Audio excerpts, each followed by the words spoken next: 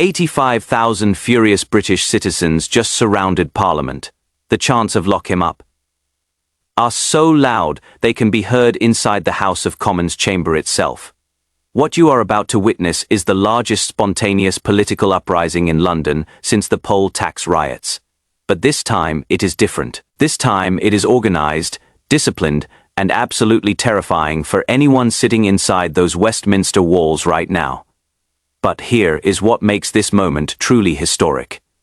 These aren't professional protesters or paid activists. These are ordinary people who dropped everything they were doing and converged on Parliament within 2 hours of learning the truth about what Keir Starmer has been doing behind their backs. Mothers with pushchairs, elderly veterans, construction workers still in their high-vis jackets, teachers who left their classrooms early. The face of Britain is standing outside Westminster demanding accountability from a Prime Minister who thought he could lie to them forever. The crowd started gathering at exactly 3:47 p.m., just 16 minutes after Nigel Farage finished his devastating speech inside the Commons. At first, it was maybe 200 people, then 500, then 2,000. By 5:30 p.m., aerial footage from Sky News helicopters showed an ocean of humanity stretching from Westminster Bridge all the way to Trafalgar Square. Police estimates put the crowd at over 85,000 people, making this the largest political demonstration London has seen in decades. What triggered this massive outpouring of rage? The leaked documents that prove Starmer took £4.7 million from foreign governments while secretly plotting to reverse Brexit. But more than that, it was the moment when ordinary British citizens finally realized their own Prime Minister holds them in complete contempt. The man they trusted with their votes, their hopes, their children's future, has been laughing at them behind closed doors while selling their country piece by piece. The atmosphere outside Parliament is electric with righteous fury. Union Jacks wave everywhere you look. Handmade signs demand Starmer out, and traitors to prison. But what is most striking about this crowd is how civilized they are despite their anger. No violence, no property damage, just tens of thousands of people standing in solidarity, demanding that their democracy be respected. This isn't a riot. This is a reckoning. Sarah Mitchell, a 43-year-old nurse from Birmingham, drove 3 hours to be here. She is standing with her 2 teenage sons holding a sign that reads, "We voted Brexit, you lied." When asked why she came, tears filled her eyes. "I voted for Brexit because I believed we could govern ourselves," she said, her voice shaking. "I voted for Starmer because he promised to respect that decision. Now, I find out he has been taking Chinese money and calling us stupid. My boys need to see that lying to the people has consequences." Her story is being repeated thousands of times across the crowd. David Thompson, a 67-year-old former steelworker from Sheffield, traveled 5 hours by coach with 30 members of his local working men's club. "We built this country with our hands," he said, gesturing toward Parliament. "Our fathers died in wars to keep it free, and this man in there thinks he can sell it to the highest bidder without asking us. Not while we still breathe." The sound system someone set up near Parliament Square is broadcasting the most devastating quotes from Farage's speech on repeat. When Starmer's alleged words about Brexit voters being emotionally driven echo through the crowd, the roar of anger is deafening. When the details about secret Chinese payments boom across Westminster, thousands of voices chant "traitor" in unison. The noise is so intense that MPs inside the building report they can feel it through the stone walls. But here is where the story takes an extraordinary turn. At exactly 6:23 p.m., someone in the crowd started singing "Rule Britannia." Within minutes, 85,000 voices joined in. The sound was so powerful that it stopped traffic on the Thames bridges. Tourists stood transfixed. Even hardened political journalists were moved to tears. This wasn't just a protest. This was a nation rediscovering its voice after years of being told to stay quiet and accept whatever politicians decided for them. Inside Parliament, the reaction has been immediate and panicked. Labour MPs who venture near windows describe the crowd as absolutely massive and unlike anything I've ever seen. One backbencher who asked not to be named said the chanting was so loud it was impossible to concentrate on constituency work. "You can feel the anger through the building," he said. "This isn't going away. These people aren't going home until they get answers." Conservative MPs are using the demonstration to apply maximum pressure on Starmer. Shadow Home Secretary Chris Philp emerged from Parliament to address the crowd briefly, declaring that the British people have spoken louder than any vote in Parliament. He promised that Conservatives would support any motion of no confidence in a Prime Minister who has betrayed the trust of every person standing here tonight. The crowd responded with cheers, so loud they echoed off the surrounding buildings. But the most dramatic moment came at 7:15 p.m. when Reform UK leader Nigel Farage appeared at one of the Parliament windows. The crowd erupted. Thousands of people pointed toward the window chanting, "Farage for PM," with such intensity that the sound carried all the way across the Thames. Farage waved briefly before disappearing back inside, but the message was clear. The people gathered outside weren't just protesting against Starmer. They were rallying behind the man who exposed his corruption. The demographic breakdown of the crowd tells a story that should terrify every politician who thinks they can ignore ordinary voters. This isn't just angry, old men mourning the past. Young families are everywhere. University students hold signs reading "Democracy Matters." Healthcare workers in NHS uniforms stand alongside construction workers and teachers.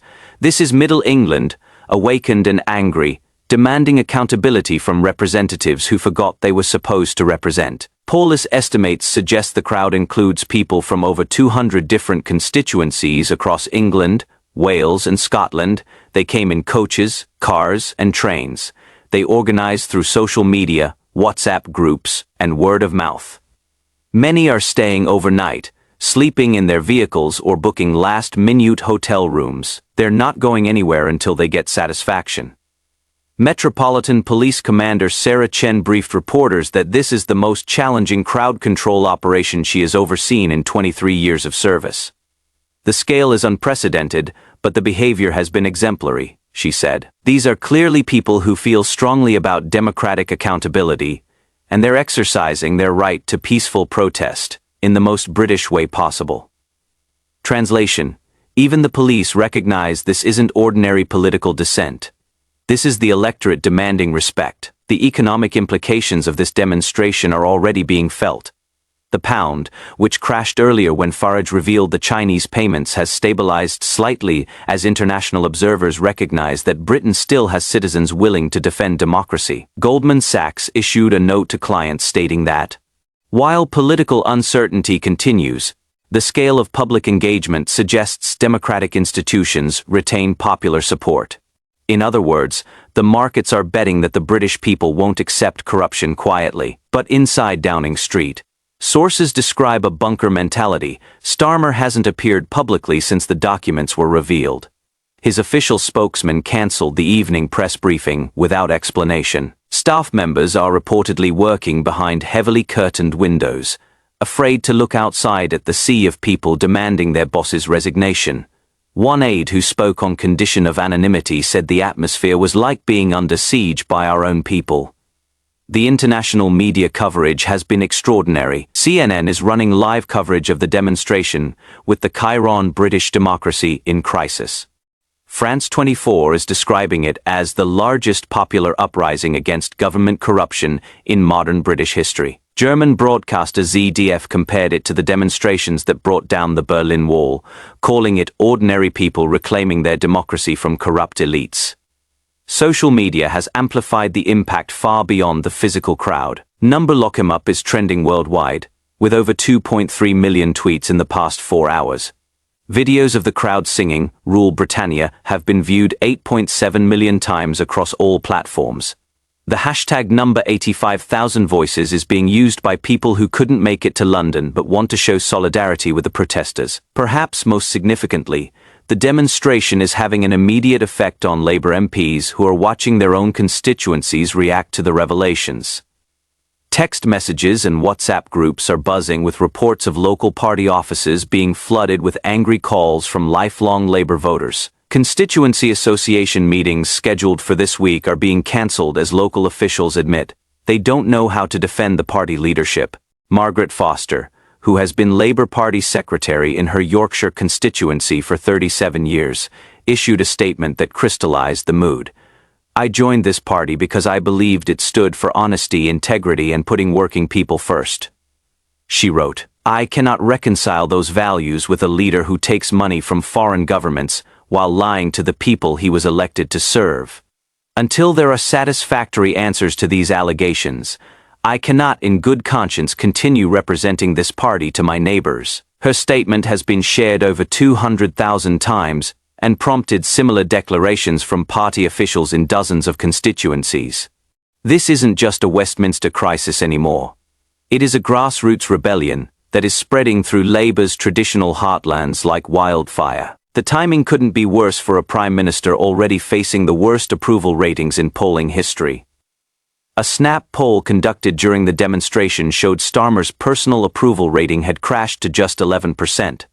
The lowest ever recorded for any British political leader. Reform UK has surged to 34% in voting intention, with Labour collapsing to 19%. These numbers suggest the crowd outside Parliament isn't just expressing anger. They're signalling a fundamental realignment of British politics. As night falls over Westminster, the crowd shows no signs of dispersing. Portable toilets have appeared. Food vendors are doing brisk business. Someone has set up a stage where speakers are taking turns reading from the leaked documents that exposed Starmer's foreign payments. Each new revelation prompts fresh waves of anger that ripple through the massive gathering. But perhaps the most powerful moment of the evening came when 94-year-old William Hughes, a D-Day veteran from Portsmouth, was helped onto the makeshift stage. His words, delivered in a voice weakened by age but strengthened by conviction, silenced the entire crowd. "I landed on those beaches in 1944 to keep this country free," he said slowly. "I watched friends die for democracy, and now I am watching politicians sell what we fought for to the highest bidder. This stops tonight.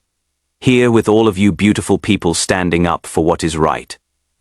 The crowd's response was thunderous. Grown men cried. Mothers lifted their children to see the hero who was speaking truth to power. In that moment, the demonstration transcended party politics and became something deeper, a nation remembering what it stands for, and demanding leaders who remember too. Inside Parliament, the sound of 85,000 voices chanting "Lock him up" creates an atmosphere unlike anything in modern British political history. MPs report that normal business is impossible. Committee meetings are being postponed. Debates are being drowned out. The very foundations of Westminster seem to vibrate with the sound of democracy demanding accountability. The question now is whether Starmer can survive a demonstration of popular anger this massive and sustained. Constitutional experts point out that while crowds cannot remove prime ministers, they can create political pressure that makes governing impossible. No British government can function when the people withdraw their consent this explicitly, said Professor Vernon Bogdanor of Oxford University. The crowd outside Parliament represents something more powerful than any vote in the Commons. It represents the voice of the nation itself. Labour MPs are already calculating whether they can survive the backlash if they continue supporting a leader the public clearly wants removed. Text messages leaked to journalists show panicked conversations about cutting our losses and saving what we can. Some are privately discussing whether a vote of no confidence in their own leader might be necessary to preserve their political careers. International observers are drawing comparisons to other moments when popular demonstrations changed the course of history. The crowds that brought down communist governments in Eastern Europe, the demonstrations that ended apartheid in South Africa, the gatherings that sparked the Arab Spring. While the contexts are different, the dynamic is similar. People power confronting corrupt authority and demanding change. But this demonstration is uniquely British in its character.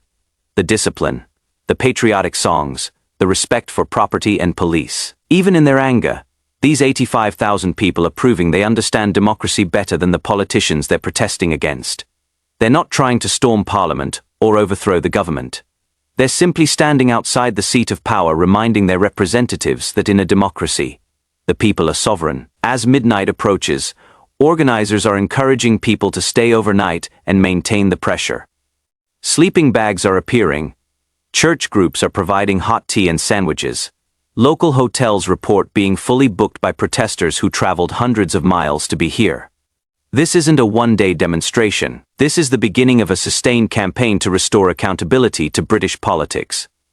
The message from the crowd is crystal clear. Keir Starmer has lost the confidence of the British people. His acceptance of foreign money, while plotting to reverse Brexit, represents a betrayal so fundamental that normal political mechanisms aren't sufficient.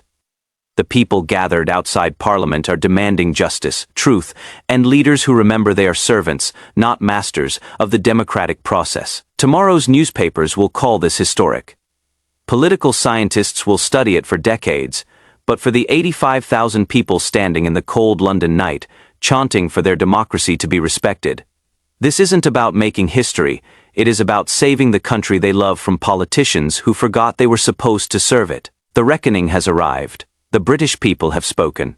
The only question now is whether Westminster is listening.